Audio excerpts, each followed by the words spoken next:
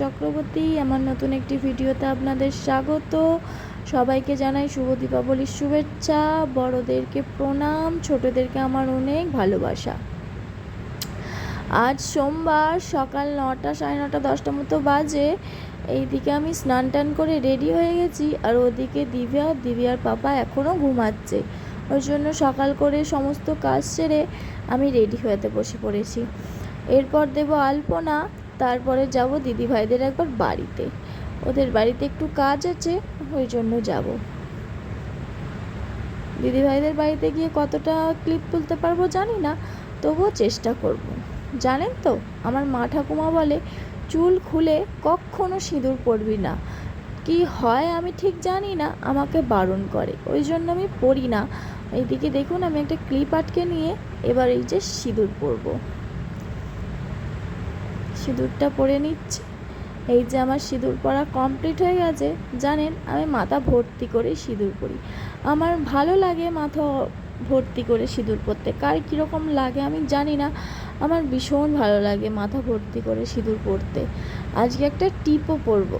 আমি মাথা ভর্তি করে সিঁদুর পরলে কী হবে, টিপও পরতে ইচ্ছা করে, কিন্তু ওই যে আঠার টিপ তো আমার কপালে বেশিক্ষণ থাকে না বলতে 2 দিন 3 দিন থাকলেই আমার ভীষণ কষ্ট হয়, চুলকানি হয়, ঘা হয়ে যায়, আর গোলা সিঁদুর পরলে তো উঠেই যায়।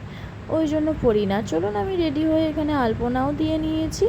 আলপনা দিয়ে আমার কমপ্লিট। পাশের বাড়ির বাচ্চাটা এসে ঘেঁটে দিয়েছে, এই জন্য কেমন হয়ে গেছে। এই যে এইদিকে আমি এখন আলতা পরতেও বসে পড়েছি। জানেন, আমার আলতা বা সিঁদুর পরতে ভীষণ ভালো লাগে, অসম্ভব ভালোবাসি এইসব করতে, জানেন।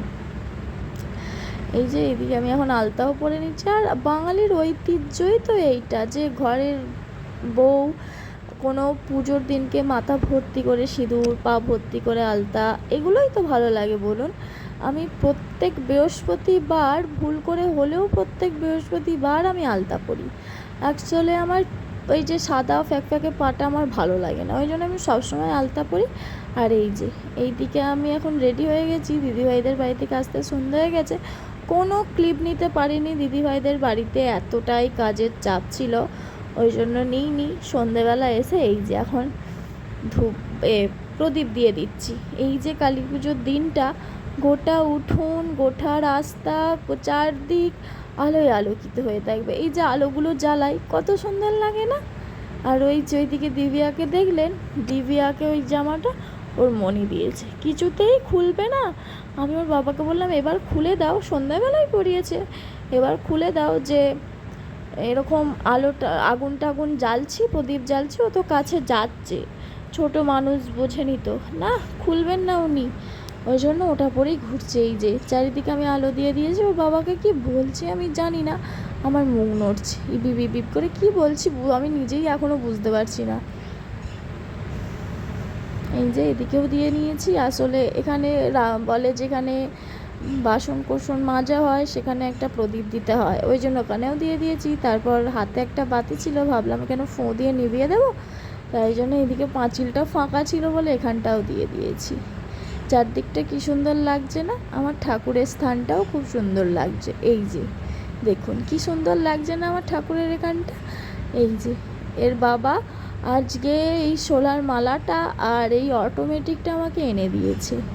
এই যে এইখানে এখন দিব্যা ফাটাচ্ছে ফুলঝুরি। এই ফুলঝুরি টুলঝুরি ফাটিয়ে আবার যাব দিদিভাইদের বাড়ি। ওবেলা সমস্ত পরিষ্কার করে এসেছিলাম, চারদিক ফুল টুল দিয়ে সাজিয়েছিলাম। এবার গিয়ে দেবো রাঙ্গোলি, আর ওদের তো দোকান আছে, দোকানে করবে ওরা পুজো। এদিকে দিব্যা এখন নেচে নেচে বাজি ফাটিয়ে নিয়েছে। এই যে আমরা এইদিকে এখন বেরিয়েও পড়েছি দিদিভাইদের বাড়ি যাওয়ার উদ্দেশ্যে। কত সুন্দর লাগছে বলুন চারদিকটা। এই যে আমাকেও কেমন লাগছে অবশ্যই কমেন্ট করে বলবেন। চারদিকটা কি সুন্দর আলোয় আলোকিত হয়েছে না, ফ্ল্যাটে সব অটোমেটিক দিয়েছে। এই যে আমরা এখন পৌঁছে গেছি দিদিভাইদের বাড়ি। এসে এই যে রাঙ্গোলিও দিয়ে দিয়েছি। আমি খুব একটা সুন্দর পারি না, তবুও দিদিভাই বললো আমার কাছে তোর দেওয়াটাই সুন্দর বলে এই যে আমি দিয়ে দিয়েছি। দিয়ে নিয়ে পাশটা পরিষ্কার করে দিচ্ছি, বাসাবো প্রদীপ। এই যে এদিকে দিব্যাও ডান্স করছে, ওর দাদাও ডান্স করছে।